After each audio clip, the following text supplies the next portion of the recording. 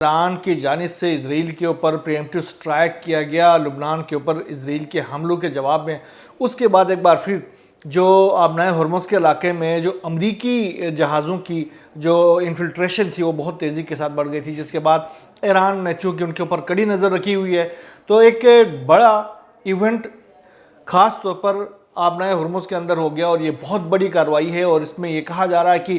امریکہ کے اپاچی ہیلی کاپٹر گر کر تباہ ہو گیا آبنائے ہرمز کے علاقے میں۔ یہ بہت بڑی کارروائی ہے کیونکہ امریکہ کے 42 جہاز تو اس سے پہلے تباہ ہو چکے تھے، اور اب یہ ایک ایسے موقع پر جب ایران اور امریکہ کے درمیان مذاکرات بہت تیزی کے ساتھ جاری ہیں، اور ایران بھی یہ کہہ رہا کہ ثالثوں کے ذریعے مذاکرات چل رہے ہیں، امریکہ بھی کہہ رہا کہ ثالثوں کے ذریعے ہمارے مذاکرات مسلسل طور پر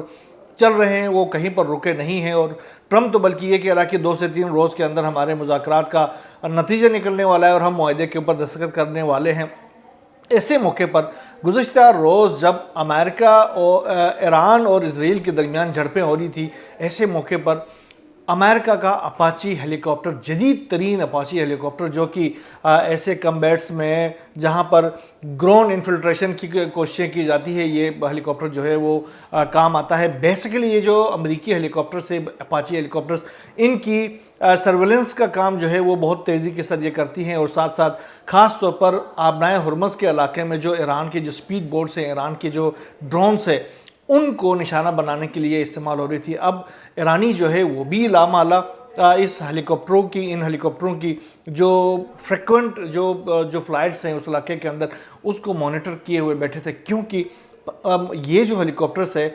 امریکہ جو ہے ان ہیلی کاپٹروں کو کوشش کر رہا تھا کہ کسی طرح گراؤنڈ انفلٹریشن کے لیے استعمال کر سکے ایران کے اندر، کیونکہ امریکہ نے پہلے ہی کہا ہوا ہے کہ ہم گراؤنڈ اوفینسو ایران کے خلاف کر سکتے ہیں، لہٰذا گراؤنڈ اوفینسو کے لیے سب سے اہم ترین جو ہتھیار ہے وہ یہی ہیلی کاپٹرز ہیں، اور امریکہ کے پاس یہ ہیلی کاپٹرز بہت بڑی تعداد میں موجود ہیں، اور امریکہ ان ہیلی کاپٹروں کو ایران کے اندر، خاک جزیرے کے اندر، کشم جزیرے کے اندر، سیرک کے اندر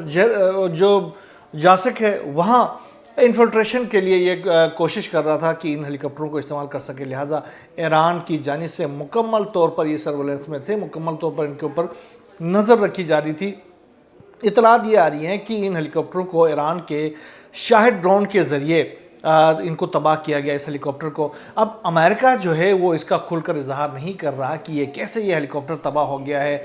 حالانکہ سینٹ کام کے اندر اس کے حوالے سے تحقیقات کا سلسلہ بھی شروع ہو گیا ہے، لیکن ابھی تک امریکہ کی جانب سے سرکاری طور پر اس ہیلی کاپٹر کے گرنے کی وجوہات کے بارے میں نہیں بتایا گیا۔ ٹرمپ سے سوال کیا گیا کہ یہ ہیلی کاپٹر تباہ ہو گیا ہے، اس کے حوالے سے کیا کہتے ہیں، تو انہوں نے یہ کہا کہ ہم نے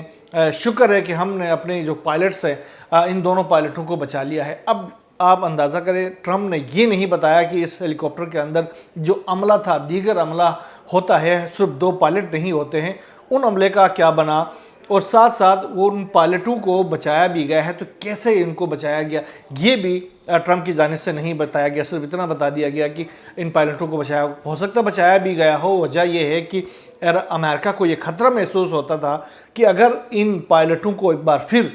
ایران نے اپنے قبضے میں لے لیا تو پھر وہ اصفہان جیسی کارروائی کرنی پڑے گی، اور اصفہان جیسی کارروائی کرنے کے لیے ایران کو کس طرح کے پاپڑ بیلنے پڑتے، وہ تو آپ کو پتہ ہے، اصفہان کے اندر جو کچھ ہوا تھا وہ سب کو پتہ ہے۔ تو لہٰذا سینٹ کام جو ہے وہ اس کی تفصیلات جاری نہیں کر رہا، ایران خاموش ہے، ایران نے اپنا کام میرا خیال ہے کہ اس نے کر دیا ہے۔ اب امریکہ جو ہے اس کا اعلان بھی نہیں کر پاتا، کیونکہ امریکہ ان ہیلی کاپٹروں کے ذریعے سپیڈ بوٹس کو نشانہ بنا رہا تھا اپنے ہرمز کے علاقے میں، کیونکہ وہ اپنی جو ناکہ بندی ہے اس کو مین سٹریم کرنے کے لیے کارروائیاں وہ مسلسل کر رہا ہے۔ ابھی بھی ٹرمپ نے کہا کہ ہم نے اپنا ہرمز جو ہے وہ اس کی ناکہ بندی نہیں چھوڑنی ہے، ایران کے تیل اور ایران کی جو تجارت ہے اس کو ہم نے بالکل کلوزلی روکا ہوا ہے، نہ کوئی تجارت ہو پا رہی ہے، نہ ان کے پاس پیسے آ رہے ہیں اور پیسے ختم ہوتے جا رہے ہیں، لہٰذا ایران کی جانب سے یہ ایک بڑی کارروائی کی گئی ہے۔